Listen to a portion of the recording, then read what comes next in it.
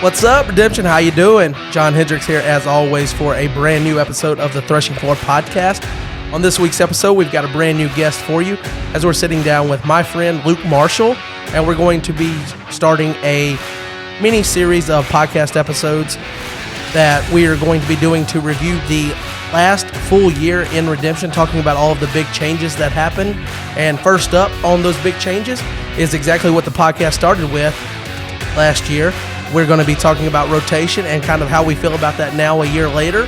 We're also going to be talking about a big announcement that I'm making to try to drive the future growth of the game. So without further ado, we'll jump right into it. Thanks for being here.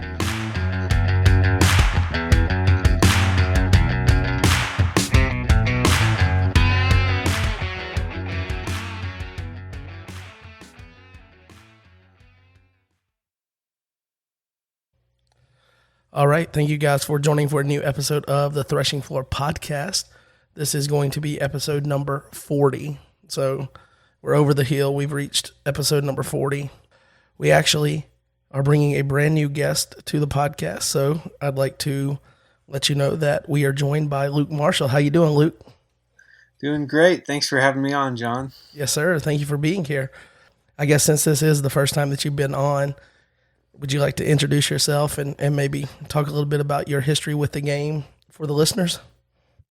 Yeah, so my name's Luke Marshall, and I've played Redemption for quite a while. So I'm not actually sure when I started, but it was at Creation Fest when my dad met Rob Anderson and found some CD decks for me and my little brother to play, and have been playing since then. So for sure over 20 years, but not exactly sure how long. 20 years, man.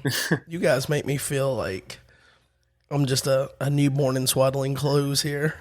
Yeah, so John, when I started playing, the big rage was, so we had our starter decks, right? And they were pretty awesome, and we had all the different art from the original and the Prophets, which had some pretty sweet art on them, even though the cards didn't really do anything.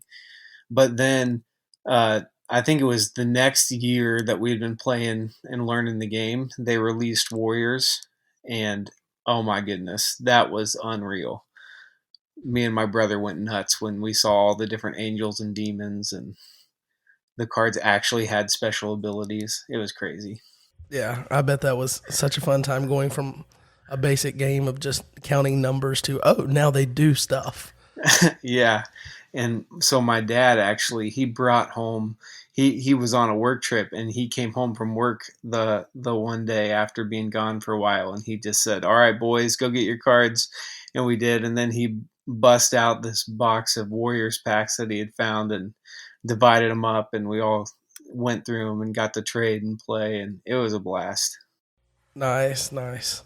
It's pretty cool hearing some, at this point, potentially up to 20-year-old memories from players about the early days, because when I came into the game, and I know that I say this and it probably is annoying to players like you that have been around for a long time, and I'm like, man, I really hate the way the old cards look. I really hate everything about them, just about. And then it's like you have memories attached with those, so they're more nostalgic to you and, you know, more endeared to your heart. And you're like, I wish he'd shut up talking about my cards. Well, see, but I kind of know where you're coming from with just the way the game is growing, and it needs to look a certain way to actually match other games. So I think I get what you're saying when you're talking about the old cards, and some of the wording on them is hilariously bad. Uh, but yeah, my memories are what kind of keeps those alive for me. Every set except for Angel Wars. There was nothing wrong with Angel Wars. It was the perfect set. So you're talking about old memories, and so let me tell you how I was so disappointed when Angel Wars dropped, because I remember that one coming out, and we had my uncle in the game at the time and a couple of his friends, and like we had a play group of actually like 10 players or so, and we had an Angel Wars party and started opening those things, and I was just like, what are these? Because they had the weird computer images, and I was used to like some actual old like art, like looking at the Warriors cards, and I was just so confused. And I can actually kind of share in your disappointment for the Angel Wars. Yeah. So then you open up the pair of like Eli and Kira, and you're like, awesome. Let me look at this scripture that's on the bottom. It doesn't tell me that this angel is named Eli or that it's Yeah. named Kira. And then it's like, kind of. Oh yeah, it was so funny, and my dad is a pastor, so he was kind of like, "What is this? Like, where are they getting? Why are there female angels?" He was not excited about that, but it was kind of funny. I think my ultra rare that I opened up also was Morg, uh, Oh, and I read him so many times, hoping that I could play him somewhere, and never quite found a way. yeah. Speaking of Morg, I have a sealed action figure of Morg. The one, I don't know if you recall me, I mentioned a while back on Discord that I was not able to find the Michael, but I found two Morgs and I opened one and set it up. And then I had one that I kept sealed. I'm going to keep the one sealed because, no lie, the one that was out of the package was just standing up on a shelf at my office at our old building, and one day just fell. Just Oh no! literally, the arm just broke off like spontaneously. And so it fell, and then it, like, from the impact of falling on the floor, another piece broke off. So if anybody gets nostalgic for Angel Wars and you buy the action figures, they don't age very well. So keep them in the box if you haven't already opened Don't them. open them Just ever. word to the wise. But man, you gotta find the Michael for the matching set. I know, but if anybody got one out there that they want to part with, let me know. But all I can do is, I mean, I've looked everywhere online, and I'm pretty good with Google. I don't know if you've heard, but I can find things online. Can't find Michael. John, you're a wizard with Google. I really have no idea how you do it. Well, it also helps to be able to hack into Gabe's computer. That's true. Well, I just assumed you had just downloaded his entire hard drive at some point and just reference it. Yeah, let's just keep that thought going. And then when there's a cyber crime, they're like, John can solve it. John can't, because John's really not that good with computers. No one will ever believe that. So I guess we'll go through some, I guess, kind of recent news here. This is not as robust as it was before Nationals because things have kind of slowed down a little bit. Don't say that. You just said the hype train's got to stay running. I know, and I've got a big announcement to, keep it going, but you got to admit, like, I'm not bringing you a bunch of spoilers. People aren't getting that section, so it looks different than the way the podcast had been set up previously. That's true. The episodes leading up to Nationals were so exciting because you didn't know what was going to drop, what were the new announcements, and it really was pretty exciting. Well, hopefully this big announcement can live up to some of that expectation. So the first thing I would like to mention is that the Lackey plugin is being worked on, and the update should more than likely be out this coming week. So if you're getting this on Tuesday, it may already be out.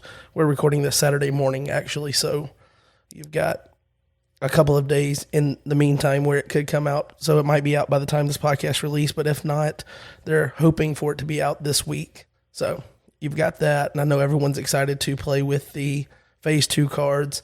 Hopefully the starter decks are loaded on there as well. We're all excited for that. And I know that Luke was excited because I just went and clicked on the forums post about the update, and I saw an update from January that it just popped up at the top. I don't know why. I just assumed the top one was right, but I was making this outline last night at like 1 a.m. and I clicked on it and it said the Lackey plugin has been updated. And I was like, all right, sweet. Lackey plugin's updated as my first bullet point. So Luke, you probably thought that was breaking news for you. That was super huge news. I get up this morning and I look at the schedule that you sent me for the podcast, and I immediately typed in Lackey and tried to update so I could start building decks. And lo and behold, John's a liar. Yep. Well, we all have our faults. Yeah. So I just want to make sure that it's known that as of now, time of recording, it is not updated, even though I put it on our outline. So this is me in front of the entire community apologizing to you. I'm sorry, Luke. It's all right. I'll just have to save my resurrection decks for a little bit longer. Nice. Which I don't know what ultra you're most excited to build around, but I feel like the resurrection is the truth, John. That card seems kind of busted to me. Yeah, I I think it's actually when I first saw it and I was like, oh, empty tomb, you can use it with that, but you can use it with so much more than empty tomb. You can splash it a little bit because some of the heroes have other utilities within other decks and things. That's going to be a fun one to play. Well, if you break it down, so it's draw two cards that you want, or I guess search for two cards from your deck, put them in play, then activate three additional hero abilities this turn, which could be like, I mean that's like a +5 at the worst, and like a +20 at the best. So yeah, I think that card's going to be unreal. I like it, and I kind of like it and Star of Bethlehem for kind of similar reasons, but for the fact that these dominants that have come out now, and I think the ones here in phase two are stronger. Obviously, you've got Burial and Harvest Time that are really strong, but I think for actually building a deck around and them being a focal point of your deck or whatnot, the Star of Bethlehem and the Resurrection are cool cards, but they're different than dominants that like Chronicles of the Kings. Okay, I'm just taking something away from my opponent. And we Right. knew that card designers, they were talking about wanting to take away some of the like hard counters or just trying to stop your opponent from doing things and mostly just you gaining a benefit. And now these dominants have come out and it's like, boom, now you get a benefit based on how you build your deck and what you're doing versus just trying to lock the opponent down, which is kind of cool to see that transition from them talking about it to now in cards in our hand. Yeah, these dominants are going to be so much fun to build around, which I love the way that they're kind of pushing some of their card design. It's like some of the flashier cards seem to not be just like you said, a Chronicles of the Kings, which can go in anything, but they're like you get rewarded heavily if you can do this thing really well. I think that's a really fun space to build decks in. Yeah. And it kind of opens up creativity within deck building because you start thinking about how much can I maximize this ability. So it's pushing, if you play that card, pushing people towards a certain deck, build or makeup because you're wanting to maximize those hero abilities, but still leaves a lot of room for people to choose how to play it instead of just, I'm going to build a deck and I'm going to throw in like these same standard seven dominants that are played in every deck that I build and the same seven lost souls. Absolutely. So every deck kind of looks the same, even if they're different. Yeah, I think that they're really getting a good balance for the kind of like different packages of cards. I know that's kind of a term that you like to use, but like you have different packages of Lost Souls, and they're just as good as the other ones. It's just they have different upsides and different downsides, which provide even more great choices for players to try and figure out. Yeah. Also, in recent news, Jared, who is him, that's Hymn. Every time I say it on the podcast, I feel like people just hear me say him, but him, Jared from Texas, he put out his Nationals deck review in a YouTube video, and he was playing Patriarchs and Resetti, and actually piloted it pretty well. Was at one of the top tables at the end, and got beat by Jaden, who eventually won Type One, and probably would have placed if he had won that game, but he fell to seventh, so that's where he finished. But he had one of the more unique decks in the field, I think, being able to pilot that and get all the way toward the top tables there at the end. So that's something that's pretty interesting if you want to go and look at that and see the deck list, not just the deck list, but then, you know, why things are in there and then who he played in certain situations that came up in games. It was a pretty good overview from what I've seen so far. I'm only about halfway done with it, so I'm Yeah, enjoying it. I got to finish that video. I got to listen to most of it while I was working on some other things, and it was really fun to listen to him process why he made different card choices and just the deck as a whole. Because and so full disclaimer, I actually think I think the Patriarchs offense is trash. I have been so against that. No, I know that no. you liked it, but I have been so unimpressed since that thing came out, with the exception of Creation Combo when that was a thing. I hate it. I don't like it. And so I think it was kind of funny of like he had such a good finish and he played such good competition with that offense that I don't know how he does it, but man, I guess I'm eating my words of I've been saying that deck is trash for a long time. But let's pull back the layers here for a minute. Why do you think it's so bad? Is it? I think I can understand why most people from the outside think Genesis is limited because it seems like you're forced into just big numbers on a band and then having negates, and there's not any real battle winners and no like creativity with the way you build your deck. It's just numbers and negates. Man, you're making my case for me, John. That's But I don't even uh, have to say I anything. mean, It is sounds like you agree. well, I don't know if I agree, but is that basically the premise there? Yeah, I really hate I hate big banding attacks that rely on negates because I think that a really good opponent is going to punish you for just throwing a bunch of heroes in battle unless you have some way to stop what they're doing. So unless you're playing some type of hand control or unless you're tossing the enhancements, um, I think that a good opponent is going to really make you suffer for it. So we've got on record. You guys heard it here. Luke Marshall said he does not like big bending attacks that are backed up by negates. Sir, could you True. describe the Throne offense that you loved so Ooh, much? yes. So big. Here's the difference in the thrown offense is that when you were making a big band attack with that, you were not relying on a negate to win the battle. You were relying on a play first throne. So you had all these heroes in battle, so you were immune to Christian Martyr and the bad falling away at the time. So you were immune to those because you had multiple characters in battle. You got your draws off characters that could band and do something else.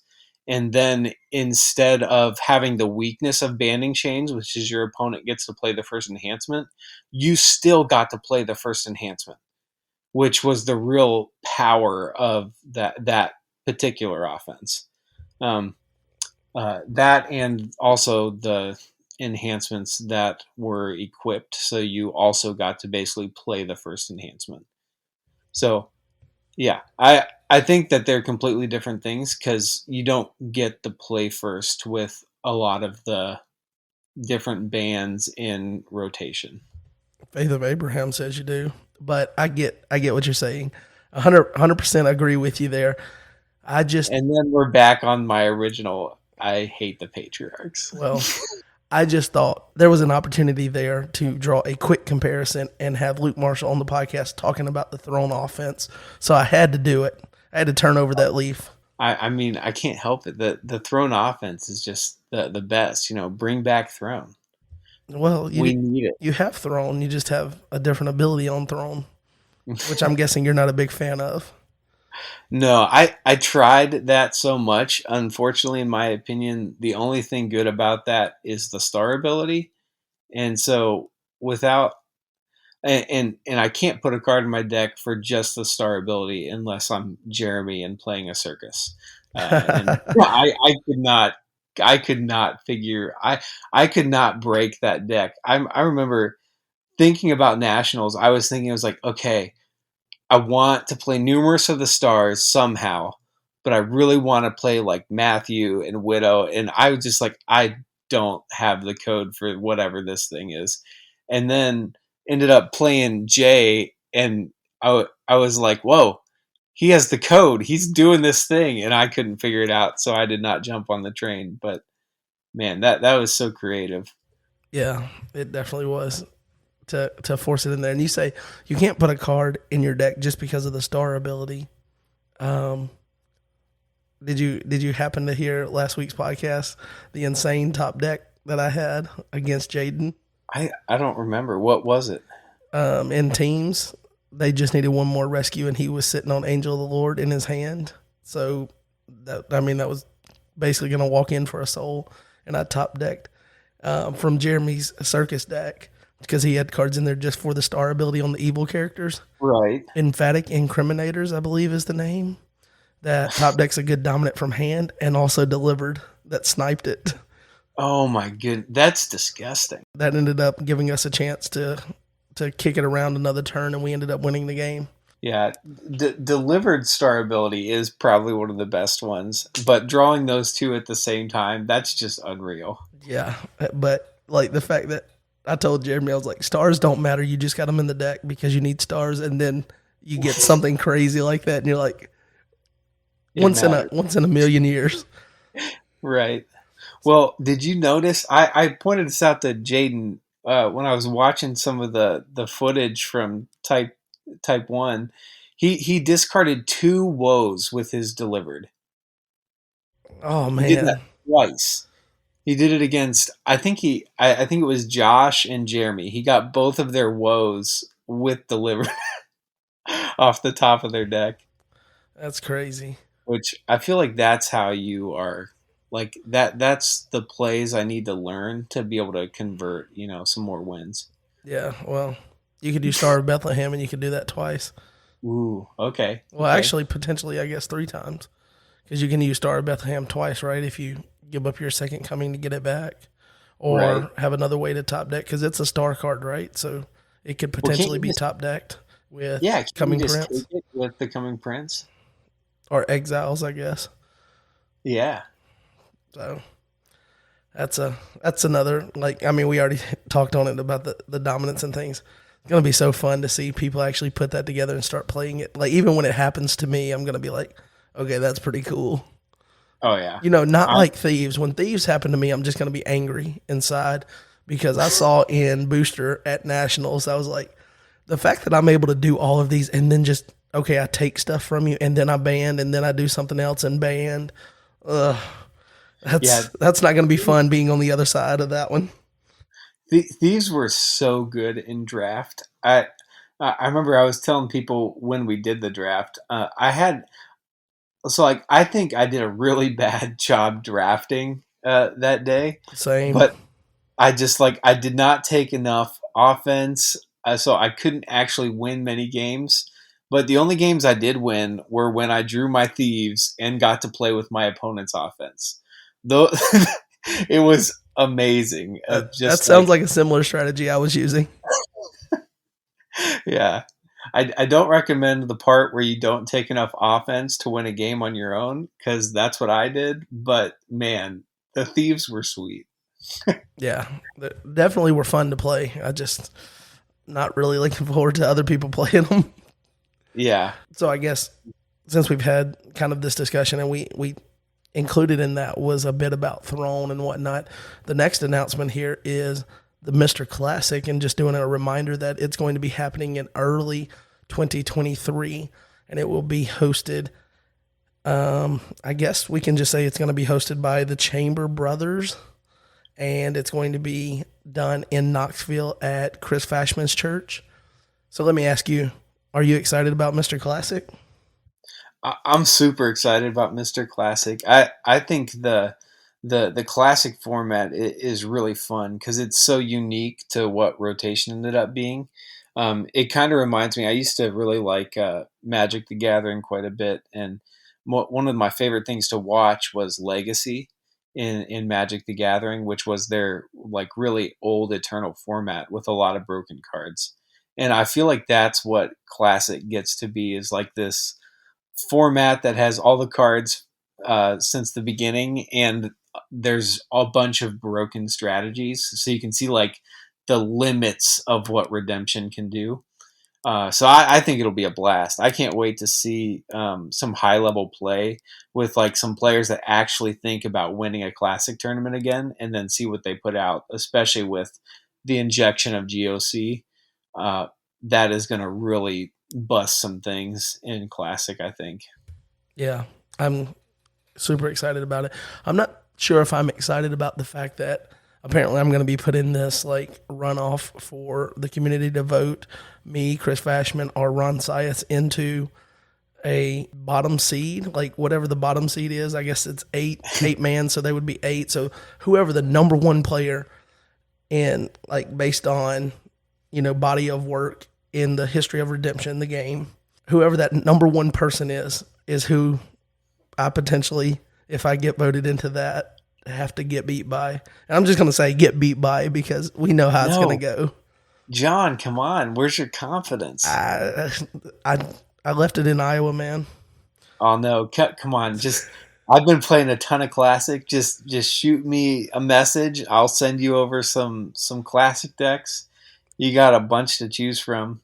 All right. Like you can play like the Disciples Thad stuff with a Disciples of the Lamb combo, so that basically whenever they block you with CBN protection, you just play your Son of God 3 times, which is awesome. Or you could go to probably, the best deck in history, which is the Throne Banding Chain offense. So, but the real cool thing I think that you can do with this deck now is that you just play Covenant with Death and the Cross, and I don't see how anyone is answering that.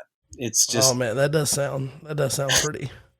That is like the hardest of hard locks because you can't negate Covenant with Death even with the negate neutrals. Yeah. So that just seems unreal. And then, and you just got you have so much fun. You could even just, revisit your Creation of the World IJ thing that you were so excited about. Man, I was so ready to hit the ground running with that deck right after Nationals last year. And then boom, plot twist, rotation. That's true. So I didn't get to play it. I did play it in a multiplayer game at one of Chris's tournaments last year before rotation, and I just swapped out Love at First Sight, just a clean swap. I swapped it out for Impartial Judgment and maybe 2 or 3 other card changes, and it was basically a Love at First Sight deck. Just instead of something that hits one opponent, I put in a card that hits all opponents, and I think I made everyone discard. I think I had like 8 or 9 Meeks at the end of my opening turn, and I hit hand limit in the drawing in the battle phase or whatever, and I think I ended up having like 8 or 9 cards left after turn 1, and everybody had discarded up to 8. But then they ganged up on me and they wouldn't let me win. I mean, so I timeout 1, but they wouldn't let me get to 5. I mean, you had to know that was coming when you make everyone at the table discard their hand. Yeah, but after they get rid of that much stuff, you wouldn't think they have much resistance. But then when they start talking across the table, they're like, yeah, we're not going to let him get 5. You got to block. You got to block. Oh, you got to love it. Actually, you don't got to love it. Other thing that I really disliked was multiplayer. I could not do it.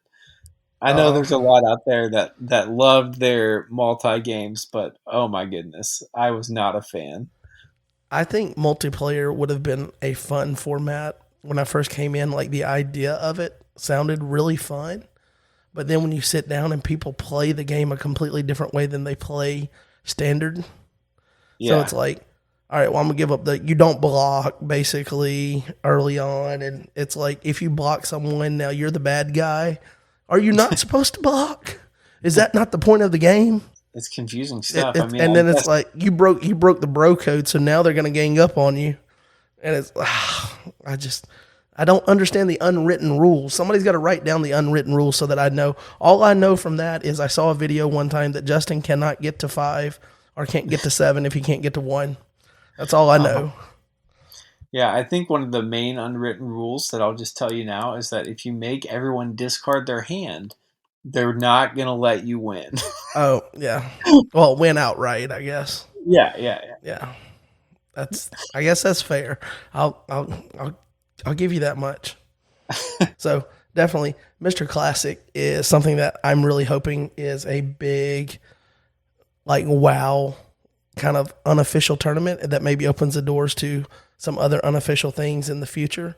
But obviously, if you were at Nationals or if you've seen pictures from Nationals or you saw a picture of our van loaded down with all the plaques we won, there is a red and gold-plated Redemption Mr. Classic belt that the winner will be receiving. And there was some invitations given out for the legacy seats in the 8-man tournament for Mr. Classic. And I'm not sure if that is supposed to be public knowledge, but I assume at this point, since they were given out at Nationals, that I can go ahead and tell you who those were. Yeah. So, do you know who they? Did you catch who they were? Not. Okay. No. So, and I don't know anything about confirmed status of these people actually attending and participating. So, they were just given an invitation based on the body of work that they've done within the game of Redemption. So, one person that received an invitation was Gabe Isbell. So, Gabe, based on work in Type 1 and Type 2, and obviously all his impact for Redemption overall, he was invited. John Early had a run that most people would say at the time that he won those back-to-back that there was no one in the game that was better than him, especially in the Type 1 area. I don't know anything about John with Type 2, so I guess he earns it mostly for his Type 1, just dominance from, somewhere within the run from 2015 to 2019, culminating with the back-to-back in 2018 and 2019. Yeah, he definitely, I think those two are pretty unarguable. Yeah. So you've got those two. And then another one was Justin Alstead. And again, I don't know anything about confirmed status. So there was Justin, Gabe, John. Now I'm struggling for the last. Oh, Tyler Stevens. So obviously he's done pretty good with Type 2. And I think back in the day he had a booster win. So he's got national titles in multiple categories. And he's one of the more active competitive players that have a long history with the game, because a lot of them are kind of like John's kind of, stepping aside and hasn't been as competitive the last couple of years. And now he's, taking on more of a leadership role with the game, being at Nationals and not playing, but doing the MC work and whatnot. But Tyler being active, having all that history in the game and still being an active competitive player. So he received one. I can also tell you that Jaden Alstead got an invitation because he won Type 1. So yeah. So it looks like the potential field, and again, unconfirmed on the status, is Justin Alstead, Jaden Alstead, Gabe, John, and Tyler. And that's 5. Which is already a pretty stacked field. It's going to, like I said, I'm just excited to, I hope they can all show up and make it, because I want to see the footage. I want to see the games. Yeah, it'll be so much fun to watch. Go ahead and say you want to see the carnage, because that's going to be a slugfest.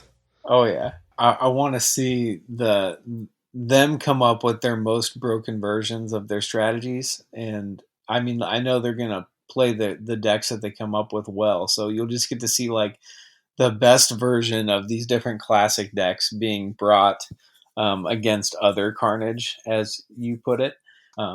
And I also want to see, since it'll be an unofficial tournament, I think if Gabe comes and he can use like one of his alt art decks, that would be sweet to see on camera. Oh, that would be cool. Because he has so many different cool toys to work in there. That could be really fun. As long as he doesn't end up playing Brian and Brian making him not play that. I heard the story that Brian was the one that wouldn't let him play it in the championship game in 2016, I believe it was. The redemption drama. Yeah. Golly, Brian. But anyway, I do know, and I don't know if I should say this, so I won't say it just outright, but I'll let you take a stab at guessing it. I know there's one other person that they really would hope to be able to invite, but they're not sure that it's going to be a possibility. So is there a name missing from that you're thinking, man, they really should be in this? And I know that when I talked to Jay in the past, he had talked about if he thought my brother would come back to play Nick Marshall, because he got one Type 1 win, and I think I think he got second the other time that he made a good run back when Disciples came out. Yeah, he'd be a good one. He usually has pretty high finishes at the few tournaments he's actually went to. And he's a phenomenal player. I'm trying to think of who else might be. There's got to be some that were missing that were really old. Think of the Create-A Cards, and then think of the great state of Pennsylvania. Great state of Pennsylvania. Yeah, I got. He also has a brother. Am I gonna hate myself when I don't get this? Probably.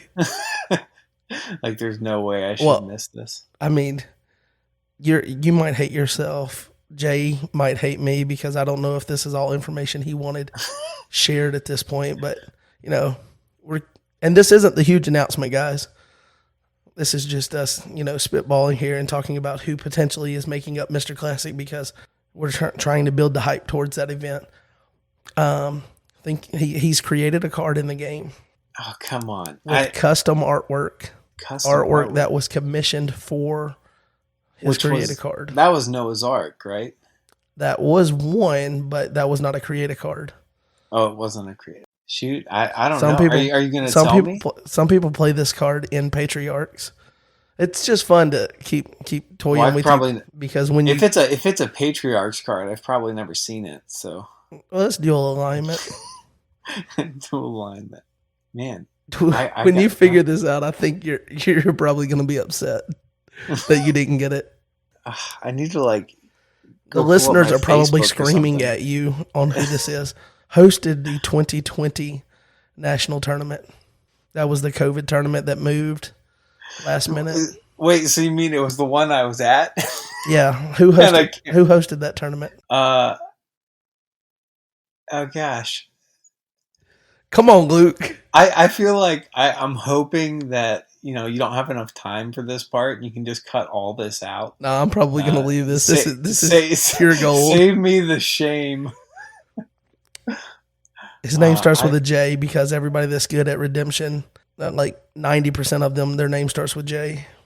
That's it. I'm going to my Facebook. I'm going to have to start pulling things up because you're making me suffer so much. His name is a biblical name. Sometimes people drink his last name on the weekend. They drink his last name on the weekend? Yes. Come on, man. I'm not a big drinker, so What do people drink on the weekend? I usually have some water. Is kind of my go-to. Some people drink maybe some fizzy water if I'm going crazy. Some people drink beers on the weekend. Oh, it's Josiah. Yes. I have beers. This was way too much fun to torture you. That was pretty awful. I'm very disappointed in myself for not knowing that. Yeah. Okay, so the Beers brothers would even come down to my dad's tournaments sometimes. So I've known them for quite a long time, and I just totally blanked that entire time. Yeah, well, I know that they were, I believe Jeremy and them, they were hopeful that they would be able to get him to participate, but since he stepped away and he's focusing on other life things, not sure that that's a possibility, so it might be where they have to get someone else to fill what would be his seat, but him in with the field that's already built, man, that would be awesome. Fun. Yeah, that'd be pretty crazy. And he'd probably play the deck that you love the most. I know. He would have to, right? Yeah. I mean, I don't know if he would have to, but I know that most people talk about that as one of his go-tos. So moving on, I guess, since we've already tortured you enough here with the Mr. Classic stuff, Series 5 of the Zoom and Discord Invitational will be live when this episode comes out. So pairings will be up for the first week for that. So if you're participating in that, make sure that you do that. Don't ghost your competition. I really do think the unofficial tournaments last season between the Lackey Grand Prix and the Zoom Discord Invitational and even the online tournaments and whatnot as those happened, I think overall the player skill for Redemption has, like, most people are above an adequate level. They're actually pretty good, I think. to where games are a lot more interesting because you don't have those games where someone's just far and away better than people they're playing. The average, I guess, the curve of talent and skill within the player base is actually elevated a good bit since I started playing, just from my own observations. And that's fun to see. It's fun to see when you sit down and play someone that they're going to be pretty good and push you. And there's no free wins anymore. Well, unless you're playing Patriarchs, right? I mean, I'm just kidding. Guess. I'm just kidding. We already said that Jared proved me wrong with that, with his version of that. See, you used to hate on Flood, right? And now you're hating on Patriarch. So you just hate blue in general. I do. It was the worst color for so long. I just can't get it out of my head. But it's kind of ironic because my favorite classic deck to play right now is actually Creation of the World. So that's got to be kind of funny in itself. Yeah, well, Creation, after they figured out how to get it off pretty consistently, is, I mean, it's just fun to play. It's just flat out fun. That's all you can say about it. Just flat out fun to play. So I guess that'll bring us to the huge announcement. So I've got a huge announcement here. And do I get to guess it again? Like the name? I mean, I guess if you want to. Just kidding. Please don't. Please okay. Don't. All right. Not enough time. This is a huge announcement that I, along with a good friend of mine, are hoping builds excitement for the game and helps to grow the game during this, what is normally kind of a slower period for the game. People, they've gone through the tournament season, nationals has happened, and now there's usually like a bit of a, let's just call it a recovery period. Like people get, so they don't get burned out, they take a break, whatnot, and then they'll pick it back up, as the new year comes in. This is usually just where people, nose to the grindstone, build decks and whatnot in private, and there's not a lot of interaction with that game as a whole and the community as a whole. Is that fair to say? Oh, yeah. Yeah, I think every time Nationals ends that I can remember, I just completely cut myself off for a while. Yeah, which is understandable, but to kind of use this period and repurpose it for growing the game, if you watched my friend Tyler Stevens' last video where he talked about the deck that he played in Nationals, and I didn't talk about this last week when I had Jaden on because it was kind of, I wanted to check with him and see if he minded me taking the reins and running with what he came up with. He called it a +1 challenge, but let's just say it's a +1 challenge / initiative. So we're going to use this as a chance for, I guess now I have a bit of a reputation here on the podcast for trying to do things that involve the community as a whole and give back to the community. So how better to do that than to take this challenge idea or initiative and throw some prizes at it and give prizes back to the community for doing something. So what's the something? It's growing the game. +1. So for every player that you can bring to the game that is a new player or a returning player that has been away from the game for at least a year, you can submit a picture of yourself and this person, and we will need just first, last name, city, state for that person, and I'll set it up to where, just like when I was doing the giveaway for the podcast, there is no limit to this. Every time you put it in, you will get entries into a drawing for some prizes, and these prizes will be determined later, but I think the culmination of it would be probably giving away a box of super packs for GOC, and maybe doing this at the Mr. Classic event so that you have all of this dead period to get as many entries as you can. And there'll be other prizes, not just the main prize, but other things. And using this to try to take your play group to the next level, branch out and invite new players to the game, things of that nature.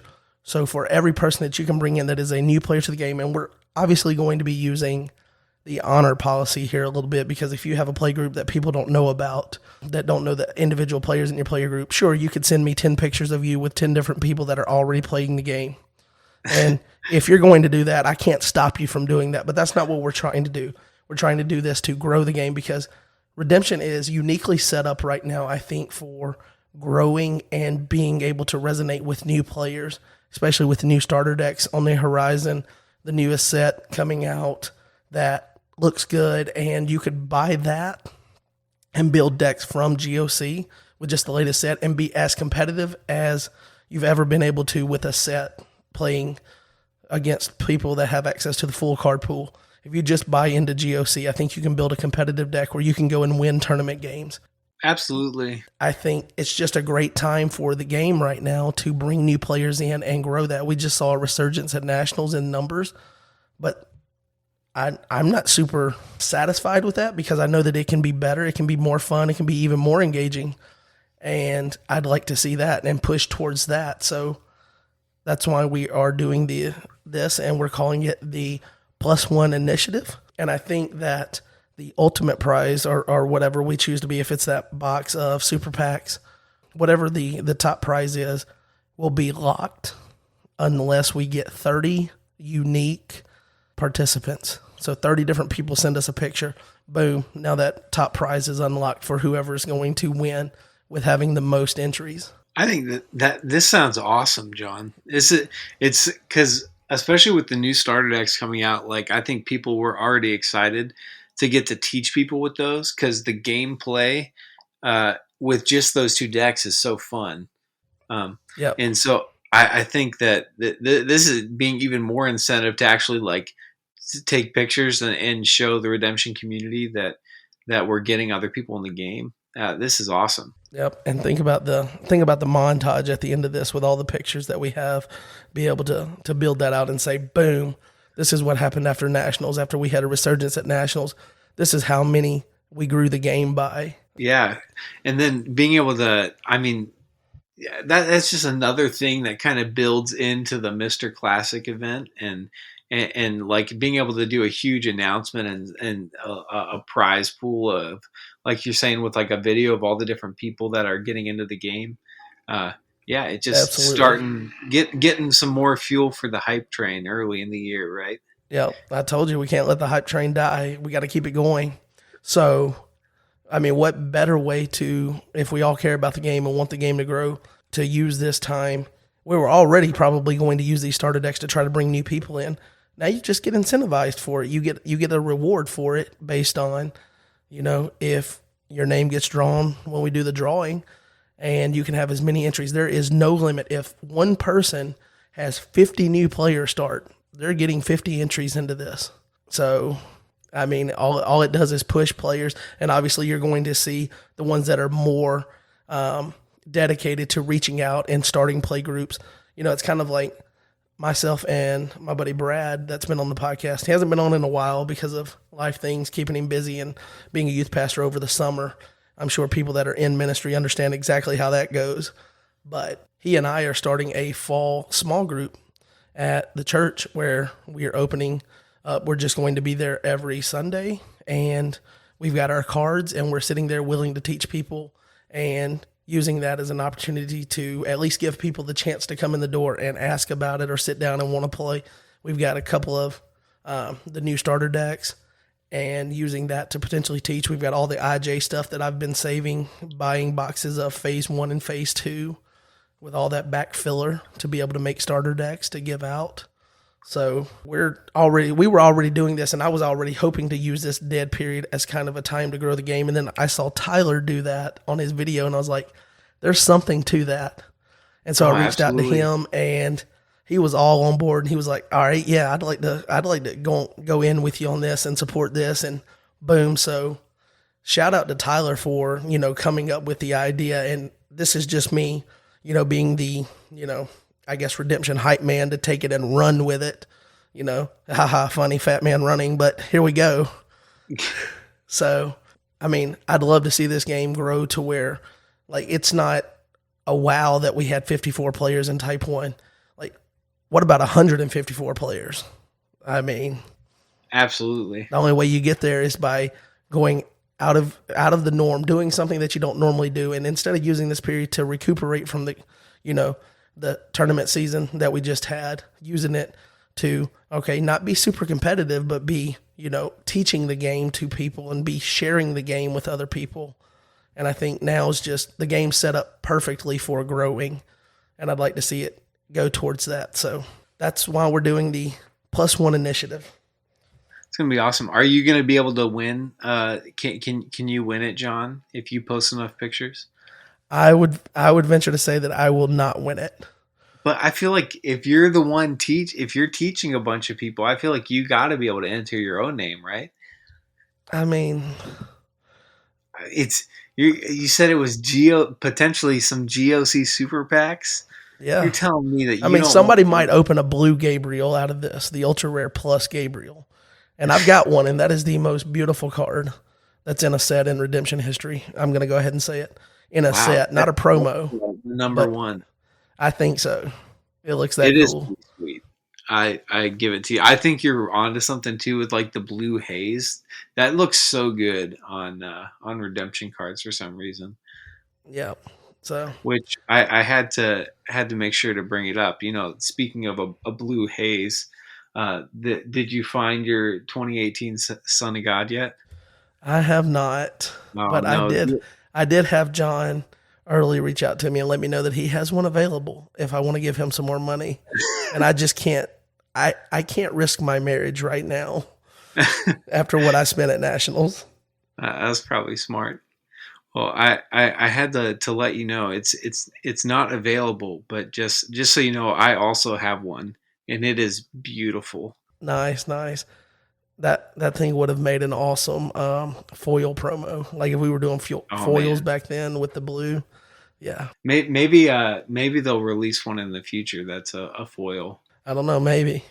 That would be pretty sweet. It would be pretty cool to have a not really like a full set, but just have like some way to obtain maybe some of the more popular like high-end cards in the game, just a foil version of them.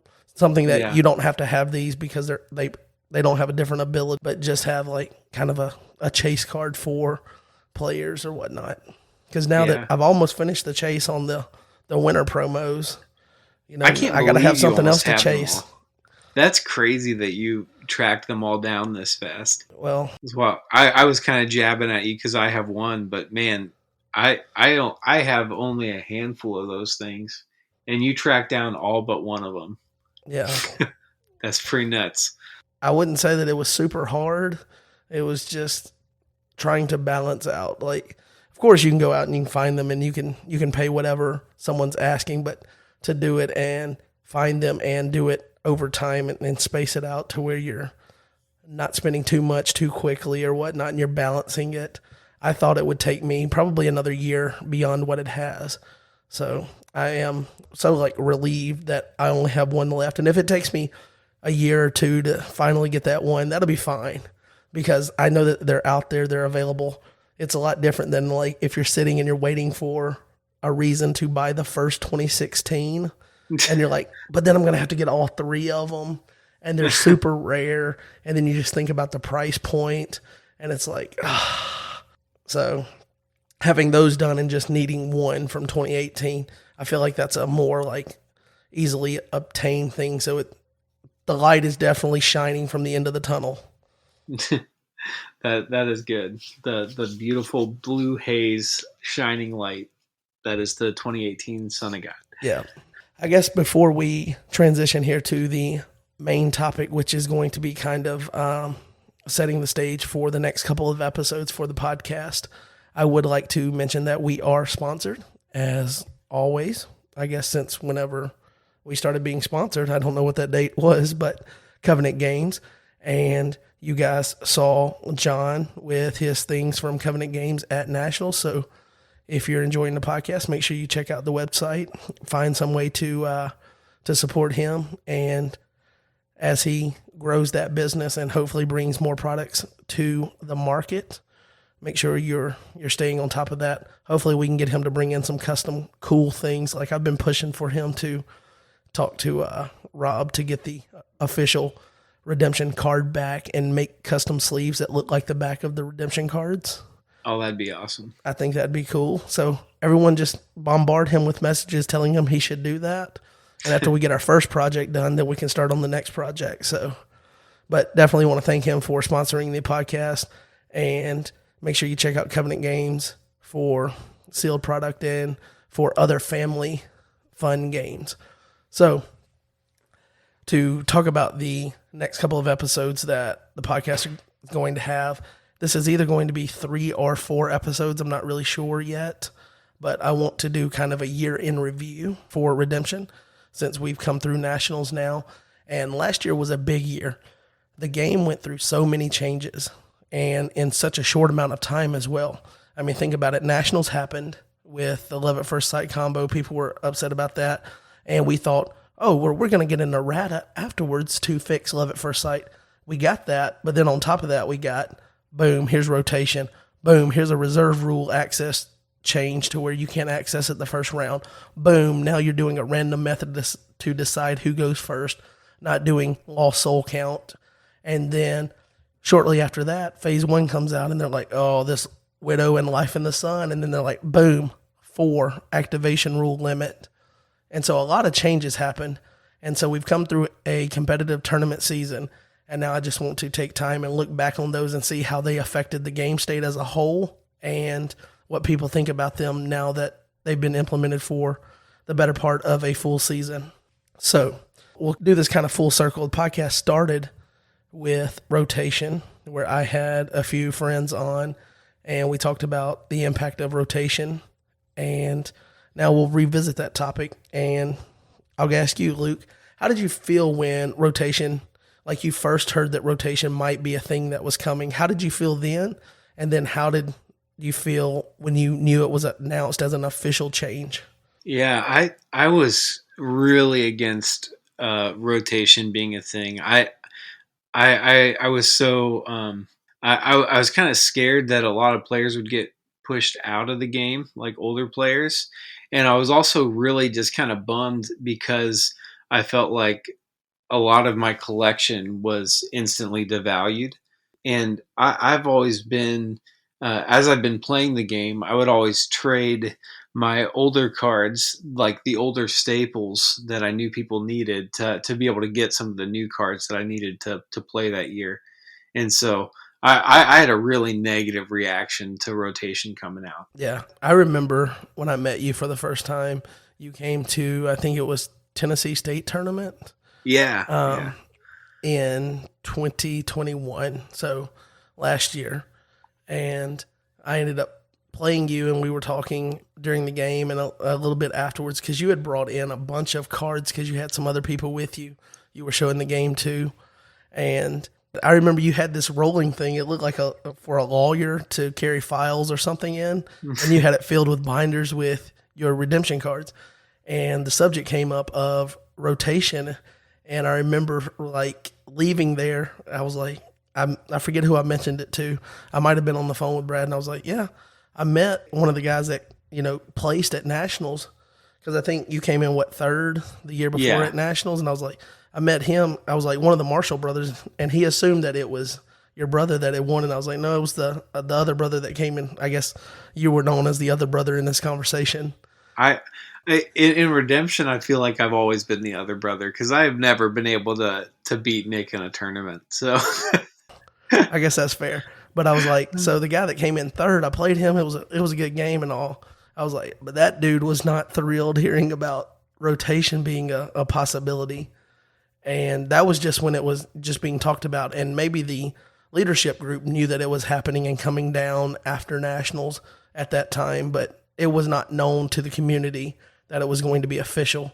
So having those thoughts, how did it feel the moment that, okay, the post comes live and it's like rotation is happening, and now in tournaments that are at the state or at the state, regional, and national level will be rotation only. How did that hit you the first time?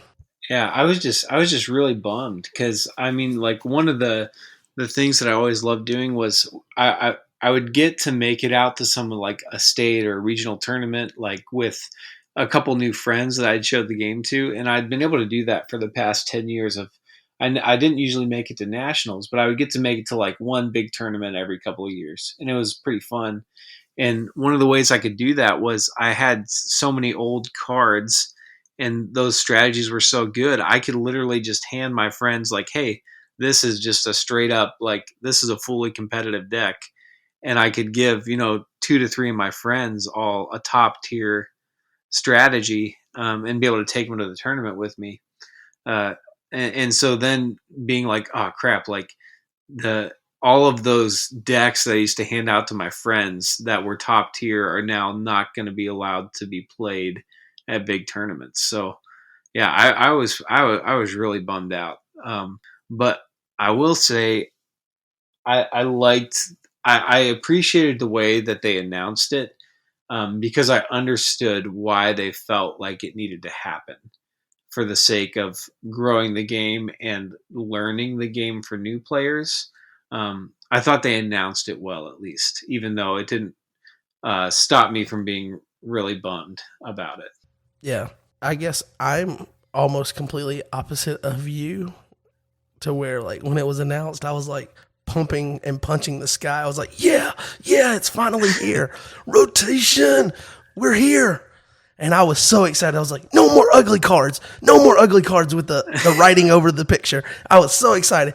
But then as it sat on me for the next like day or two, I was like, man, that really stinks. If they knew they were going to do rotation right after nationals, they should have announced it. And I started feeling like they should have announced it to where we got to play one last nationals with the deck, whatever decks. I think that would have been just a crazy wide open meta if like this was the last time you were going to be able to play Throne at nationals. What would you have played at nationals? You'd probably play Throne or whatever you cared about the most. Even if you didn't think like if you were going to take down a notch on the competitive, I thought like it might broaden that. But I had come up with this great deck that I liked, that I enjoyed, that people that are in my like circle of people that I play with, play group, they all thought was pretty cool too, or either they just lied to me. That's probably it. They were probably lying to me. But this King Noah idea that I came out with, to where I used your Throne strategy, but I did it with Noah coming in solo with a Royal Priesthood on him, and then getting like Authority of Christ promo, knocking that thing down, playing it pre-block to wipe out their board with Hidden Treasures, but then also having, oh, well, now you block me with somebody from hand. Okay, well, now I'm doing the play first off of Throne. It was like just so many layers of things that were cool, and it took a turn to set up, but I really enjoyed that, and I wanted to play that at Nationals, but I felt like the counters that people were sliding into their decks for Love at First Sight were going to completely wreck my chances to either not just be competitive with the King Noah stuff, but to even set it up to where the deck would function, to where people could be like, oh, that's pretty cool. Even though I just beat you 5-3, that's pretty cool. Like, I mean, I don't mind losing if I can do what my deck's trying to do at least a little bit, to where I can, kind of show it off that, hey, this is a really cool, unique idea that I came up with. Like, that's the most creative thing I've ever done in deck building in any card game that I've played. I played a little Yu-Gi-Oh! Before as a teenager. And then Redemption is all the card game stuff that I have, except for my kids, into Pokemon a little bit. And I know how to play that because it's an easy game to pick up, but I don't like build custom decks for that or anything. So I was really proud of that, and I didn't play it at Nationals. And had I known that that was the only time to ever get to play that at Nationals in an official category, not a side event, which is kind of cool that they did side events this year to kind of have an outlet for that. But I would have played that at Nationals. When they that was, I think, one of the things that was kind of cool, that they did the side event with an actually just a sweet prize this year to really compensate, and trying to show that they are still supporting Classic to some degree, and there are there are pushes to still use those older cards, even though we don't know what they are yet. Yeah, that's the one thing that, like, I guess I kind of was on the fence about. I was like, well, if you knew it was going to happen, you could have let us have like one last tournament season. This is your last chance to play Classic. But in retrospect, now a year later, I am 100% glad that they ripped the Band-Aid off, because I know how we are as a community. And Definitely, I know how I am as a guy that has a podcast. I'm very opinionated, but I feel like I, at least internally, I might not let people know that as much as I should. I acknowledge that my opinion is just my opinion. Just because I'm a guy, I'm pretty loud, and I'm talking into a microphone doesn't mean that my opinion matters any more than the guy that just picked up, the IJ starter decks. Everybody's got an opinion. And so everybody's entitled to that opinion. And most people in the redemption community has no problem sharing their opinion, almost sometimes to a detriment, to where a lot of times we come off a little bit more negative than we really anticipate or intend, because we're all just passionate about the game that we love to play. And I feel like if they had staggered it, there would have been like some resistance to, like, I don't know why we can't keep these cards in the card pool, but I think just the clean rip off of, like, we're ripping the band-aid off, boom, rotation is here, get on board. I think that needed to happen, that one quick, one fell swoop to push us into rotation. I think it needed to happen to make it clean for the community, the way that we have tendencies to kind of get nostalgic and want to hold true to things that are, maybe need to go into a classic card pool that is only available at the local and district levels, because it kind of warps the meta when you come to larger tournaments. Things like potentially Falling Away. Like, that's not a fun card for a first time player to sit down. I finally rescued a soul against a really good player, sitting there playing John early, and you finally beat him in a battle, and you're like, yes. And he's like, all right, I'm gonna play this dominant and take that soul back. Oh man, like that's. I get the point of that card and why it was created way back when, but that's a card that I'm kind of just glad is gone. Yeah, I mean, can you imagine that now? With you give someone undesirables, they skip their next turn, and then you play Falling Away as they've like won a battle the next time, and then you give them undesirables again. Yeah, so you basically string out three of their rescues with that card. Oh yeah, that would just be hilariously terrible for a. I mean, and any new player would walk straight into that, having no idea that that's even a thing, and then just, man, that would be like, that person's never playing the game again.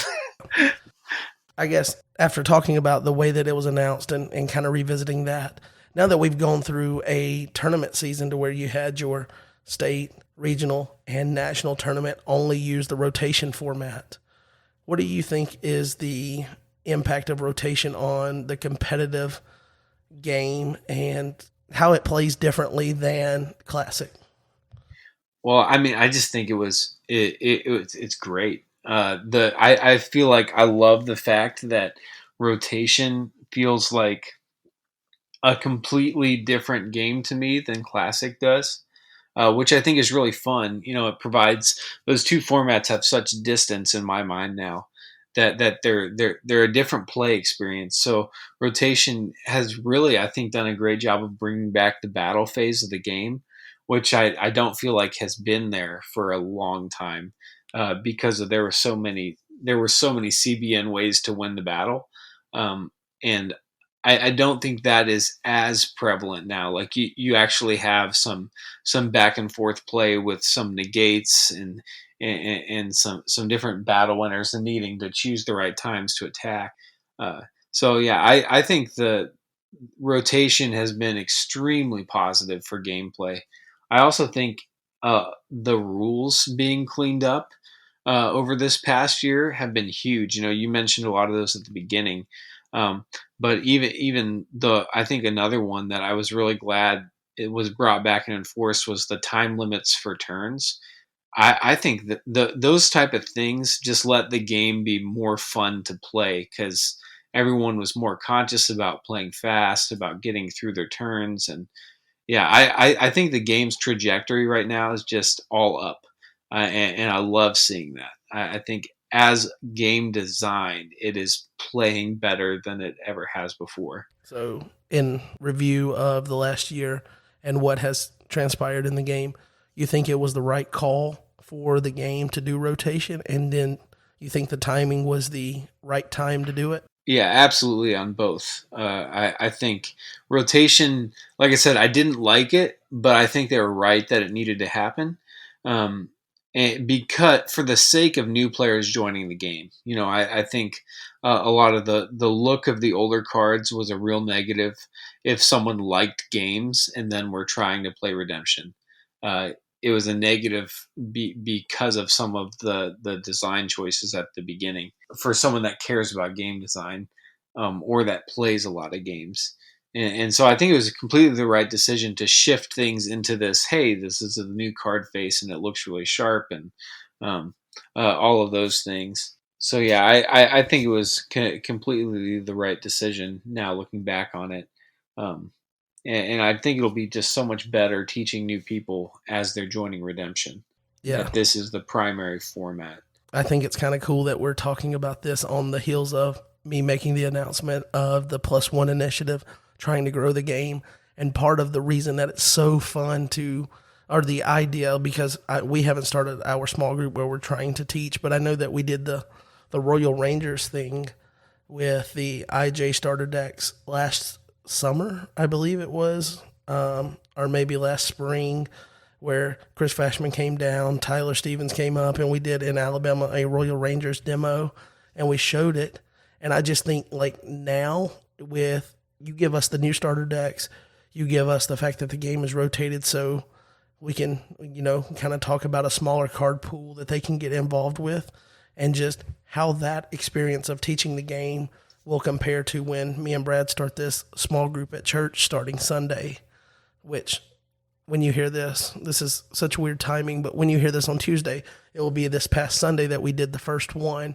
And just even from there to now, like just the trajectory of the game that we're talking about is in such a positive direction and trending upward, and rotation being a big part of that, because it's a healthier card pool for people to come in as new players and only have to worry about a certain amount of sets that they have to learn and adapt to. And just, I feel like it's night and day better to teach the game right now than it was then, especially if you're like, okay, you want to open up a couple of packs? Well, which packs do you open? Now you can guide them to, well, this is rotation format. You want to buy cards that are on the new card face. So these are the sets you want to focus on.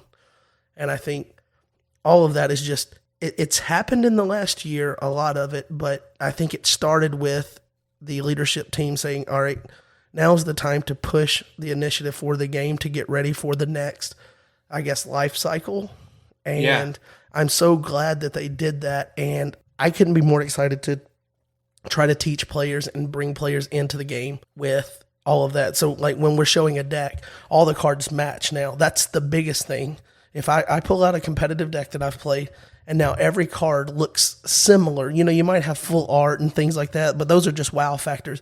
It's not like, what's that card that's a different card size that has the text written on the picture that I have to take it out of the sleeve because there's a glare on the picture. Now, what does that say? Like, I mean, I'm being a little overbearing there with how it is, but the cards all looking the same is very important for displaying this game to a new player. Yeah, I agree with you completely. And me being someone that loves playing the old cards still, like I can still say that, and it's not taking anything away from them. It was just a different design, and I think to have a uniform design in the kind of the flagship format of our game is really good. It makes us look more official. It makes everything look way more presentable to new players. And so I just think that was a great move forward. I also think one of the other benefits that happened from rotation was a lot more cards get to see play that never would have seen play. Because, for instance, the way that me and my brother would judge cards as they came out was, okay, like this card does this, is that better than Throne? Or this card does this, is that a better counter than Covenant with Death? And the answer was almost always no. Right. And so with that no longer being the case, of like some of those pillars of the old format, we don't have to worry about power creeping those out, because that would be really rough for the game if those got power creeped out. Like what would they have to print to to power creep out Covenant with Death? It would be pretty nuts. Or Uzza as a blocker. Right, or Uzza, yeah. And so I think I'm excited to get to play with some of these other cards, that were unplayable before. Kind of like playing with Flood. Like now you can actually play a Flood deck, and it's not terrible like it was before. I mean, I guess that's in the eye of the beholder. Well, no, you told me I had to throw some shade at Jay this episode, so Oh, that was my chance to put a little knife out there for him. okay, cool. In Yeah. full disclaimer, before we started recording, I did tell Luke. He asked about his audio, and I said we've got one rule about audio here from the guest side is it better than Jay's audio that first episode? And now that we're talking about the first episode, we'll kind of talk about it. Jay had some rough audio that I had to go through editing, and it wasn't very listenable. And we've gotten Jay back on since, and it's better, it's improved, but that's the floor. Is it better than that first episode of Jay on your audio? And then of course, because it's Jay, each guest is required to do one dig at Jay. Sorry, Right. Jay. Yeah. So that was my one dig. Yes. So, all right. Let me kind of do this, and this is one of those that's kind of a where I think that it was. I think the elders gambled a little bit with rotation Hmm. because to see the game grow, you have to. That's another thing you're talking about. You're talking about when cards came out and you would read it and say, is this better than Throne? If I grab this offense, is it better than Throne? Does this do something better as a counter than Covenant with Death? No. Well, then you'll keep your 50-cent copy of Covenant with Death that you already own, and you're not investing new money into the game. Yeah. So I think rotation, part of it, like we always talk about redemption, it's nice and refreshing because it's not just a money grab like a lot of card games to where it's forcing you to invest money.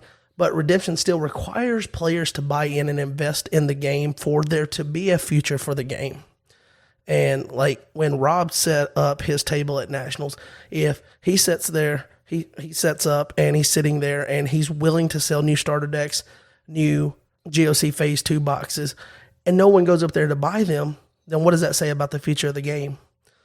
But when he sets up and there's a longer line for that than for checking in your Type 1 deck on Type 1 day, that's an exciting part of the future because people are buying into what the game's future is, and rotation being a big part of that. And I think leadership really took a risk there, hoping that it would pay off. But had they rotated and players that were in your position to where you're like, man, my whole collection is being devalued. And if enough of those players just felt like I really can't invest to get the new cards and whatnot, so I'm just going to step away from the game, then you would have risked the future of the game on something that drove some people away.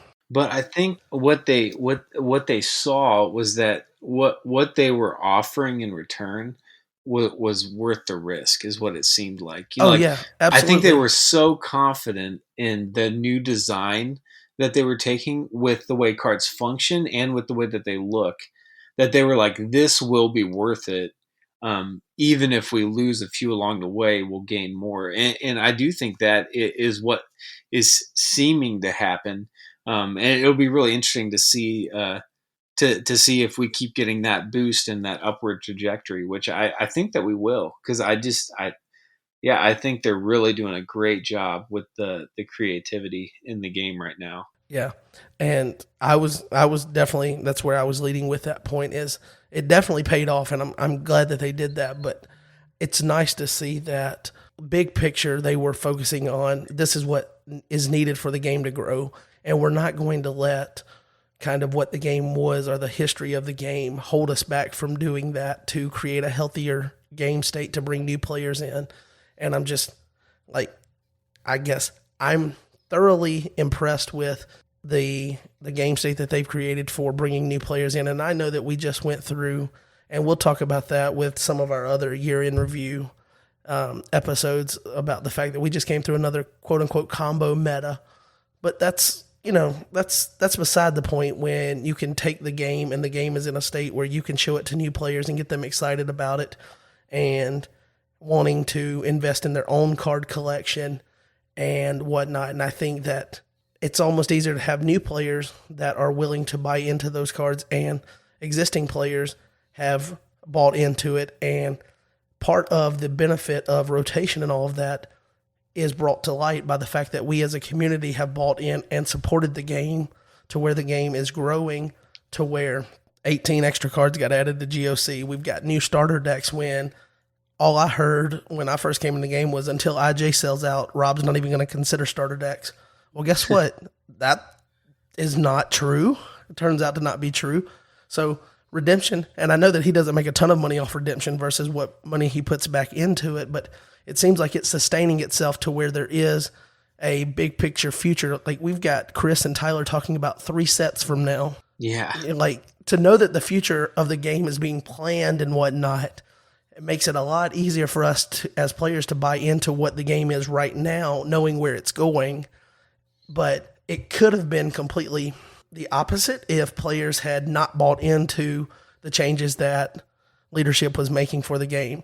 But I guess I'm thankful to the community as a whole that we all, or at least the ones that are, still active and playing when the announcement happened, bought into it and made it a successful year for rotation. Because of the changes that happened, I think the most important and most vital was rotation, because it changed the state of the game from a competitive scene, and then bringing in new players as a, just introducing them to a cleaner game that has better wording on the abilities, and all the other changes that have happened.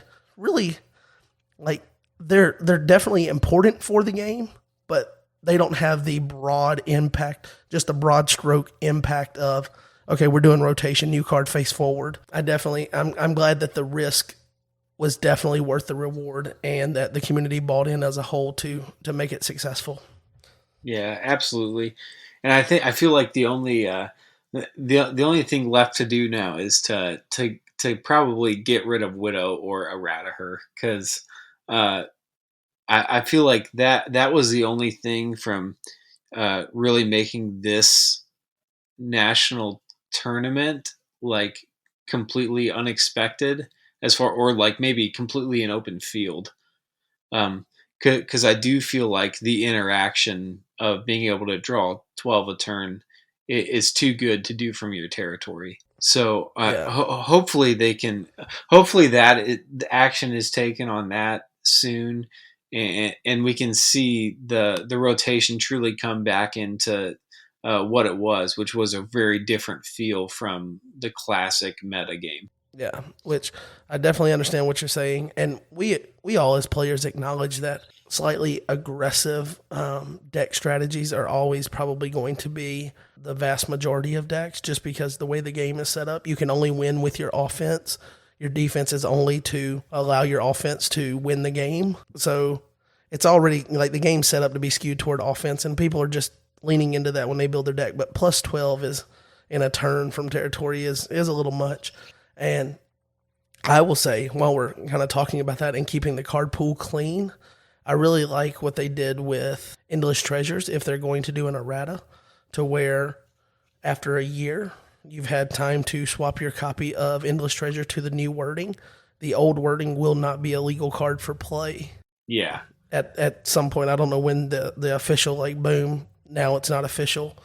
But I really like that. I'm almost more, depending on the card, and I know that then you start talking about, like, what if there's an ultra rare that comes out that's a problem that needs to be cleaned up with wording or whatever. I'm more in favor probably of bans than erratas, just because I like the fact that we're keeping the card pool clean and someone doesn't have to know that there's a play as errata on a card. I think them avoiding that with the Endless Treasures change was really cool, because you don't want someone to see that, is there a draw to, is there not, and having to know something about the game to know how that card's supposed to play. Cards playing exactly as they're worded is nice, and if they're not going to play that way, just throw them on a ban list. So like Widow, instead of trying to errata it and change the ability, nobody played that card before anyway, so if you errata it, it goes to being a card that no one's going to play again anyway, so why not just ban it? Well, but I hear what you're saying, and I think you're probably right. But at the same time, I would love for the Ephesian Widow just to have like a Unity clause on it, like Unity Ephesians, and then go from there. Or like there's a couple subtle changes, and then it's still its own archetype, but not able to do as much as it was. But you're probably right for the sake of the clean break of just needing to ban it. But Yeah, I guess in my head I'm thinking it's about the player that opens that persecuted church. I think that's what set she's from. So persecuted church pack and gets her, and okay, well now you have to know that that card plays differently than the word on it. Then just boom, okay, I just opened some packs. I'm checking against a 5, 6, 7, 8, 10 card ban list. Okay, right. this one's not boom. To just have to remember, hey, this card plays differently than it's actually worded. It's more cumbersome, and it really feels like kind of classic. Like that's one of the problems that hopefully we've left in classic and we're not bringing it into rotation. I guess that's my perspective. Yeah. So, Yeah, and I think you're right, because I think without Widow pushing the speed of the meta, I think a lot more strategies become viable again, which is just more fun in my opinion. yeah. Although I will say, while we're talking about bans and erratas, I'm just going to use your podcast as a platform to say, Oh, here we leave go. peace alone, please. It's so cool that you can You said use leave it alone? Yeah, Yeah, leave it I'm alone. on board with that. Yeah, leave Yeah. peace alone. It creates a cool new archetype, and And you I can only don't use it think with it's blue. busted. You can only Yeah. use it with blue or clay. And Yeah. trust me, I played it at Nationals and I got it off against every person that I played. But guess what? Half the times that I got it set up, they got rid of Abraham that had it placed on him. You can get rid of it. There's plenty of cards to get rid of it. You don't have to negate it. You just have to remove it from being placed, which negate and discard. It still discards it, and then it's basically negated because it's not placed anymore because it's territory class. There's ways around it. It's not impenetrable. Leave peace alone. It's a fun archetype, man. And it makes patriarchs halfway playable because, as Luke told you, they suck already, right? That's true. Yeah, I halfway playable patriarchs. Halfway playable. You know what is a fun play though is when you're playing animals with Jacob and you get to go and get Death of Unrighteous with Jacob because he only grabs a Genesis enhancement. Oh, It doesn't have to be a good enhancement. See, you're sleeping on some of the benefit of patriarchs. Yeah, I guess I haven't looked at them quite good enough. Although, as much as I slam on patriarchs, the truth is the reset strategy in general, I think, is extremely strong. So I can't really knock it too much at the end of the day. I love the reset. It's the only thing that can do that well. So I guess we'll get ready to wrap up here. Definitely want to thank you, Luke, for coming on. I know that I mentioned before Nationals, a few episodes before Nationals, that I was really wanting to get some new blood in here because it seems like we're just going through the same guest over and over. So getting to bring on someone, especially someone like you that I know that from our first interaction in person, you really weren't a big fan of rotation. And then we're getting to talk about the impacts of rotation and just seeing how almost full circle it's come overall. Not just like the fact that the podcast started with rotation. Now we just hit that topic after Nationals, but the fact that like you were against it and now you're pushing for it, like you enjoy it and the impact that it has on the game. So that's pretty cool to see all that has happened in a year from that standpoint. yeah, I do enjoy it. I enjoy the fact that it feels like a different game to me, and I enjoy the fact that it seems like there's different things developing where I can still play classic. I know. I remember Rob M. He was saying that he was thinking about doing a scroll only tournament. Oh that yeah, was going to be fun, and yeah, it seems like it's kind of spawning some more creativity with some of those older cards to play them in different ways, which that just sounds like a blast to me. So yeah. And speaking of scrolls only, whether that's Rob M or someone else, if that actually ends up happening, I would love to use it as a chance to get someone on to talk about that and how a tournament went that had scrolls only as a side event or whatever. That'd be pretty cool to find out how that game played out, because you're not just talking about Classic at that point. You're talking about no new cards, no new card face cards, scrolls only, and that's completely different than Classic. Maybe to a detriment, but maybe it's a healthier card pool. Yeah, I have no idea. It doesn't blend the two different like generations of cards. Yeah, it'll be really interesting to see if they do end up getting to do that tournament. I'm definitely gonna try and go if I can, because it just sounds like such a fun format to come and look at, with being able to use the updates to rules and the way cards worked. I think it fixes a lot of things that would have been messed up in that card pool. So it could be a really interesting format for a while. Yeah, I'm definitely interested to see how it turns out, and it just creates more content for me. That's one episode I don't really have to do much for. Just get one of those guys to come on and talk about how it went. So hey, I'll be reaching out to someone. But I want to thank you guys for tuning in and listening. And remember the huge announcement: the +1 initiative is what I'm calling it. I got it on here as the challenge, but that's what it was originally called for Tyler, and we're gonna do it as an initiative because we're trying to get multiple people to join in. We're not just challenging you to do one, but to do multiple, get multiple players involved in the game. And next week, I should be able to have a list of the prizes and the tier, like what the main prize is and what not, so we can share more details about that. But I'll end up setting up a link that you can use to submit a picture, kind of like we did for when I did the reviews for the podcast, with the giveaways for the playmats and the contender decks from Your Turn Games. So I'll end up using a Google link to where you can just submit a picture and be like, this is me and Joe Blow from, Tuscaloosa, Alabama.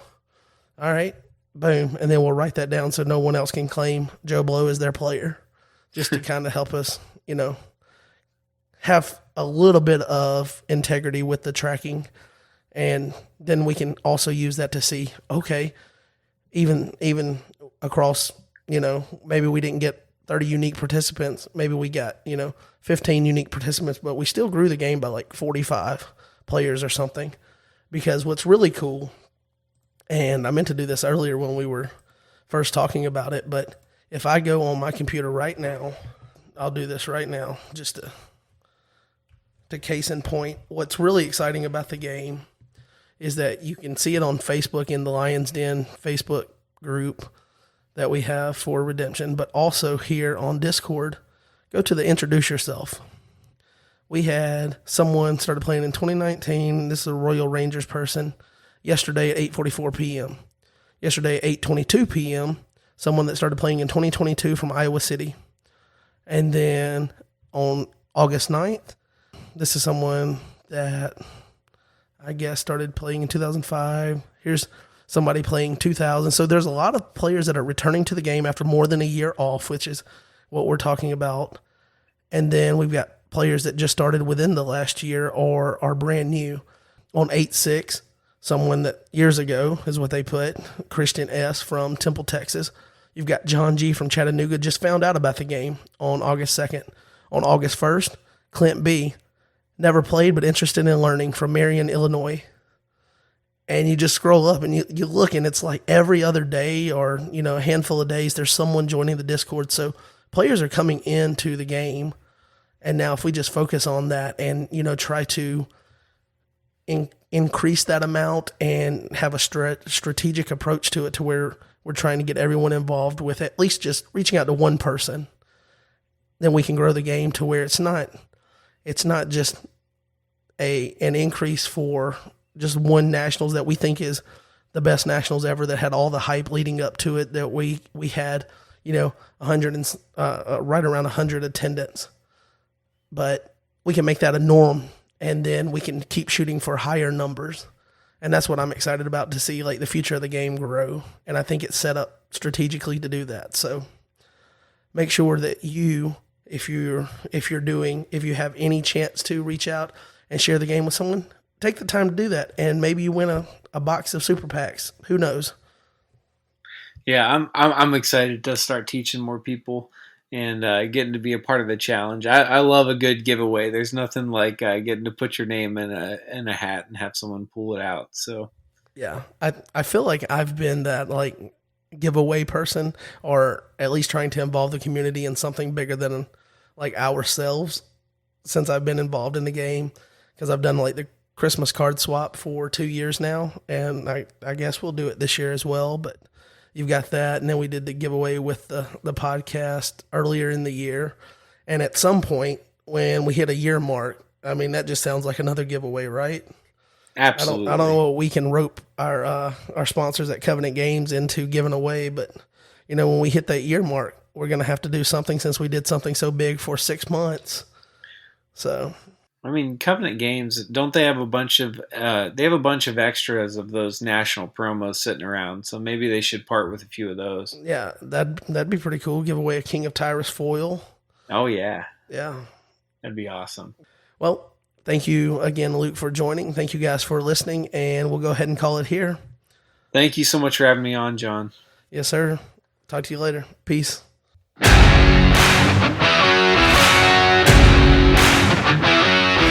All right, guys, that's going to do it for this episode of the Threshing Floor podcast. I want to thank you, as always, for tagging along. Check in next week, and hopefully we'll have the prizes announced for the Plus One initiative. I want to thank Luke again for joining us, and I've got a special surprise for you next week as we continue our year in review episodes. I've got another brand new guest, and it's going to be someone you don't want to miss, trust me. So we'll see you next week. Peace.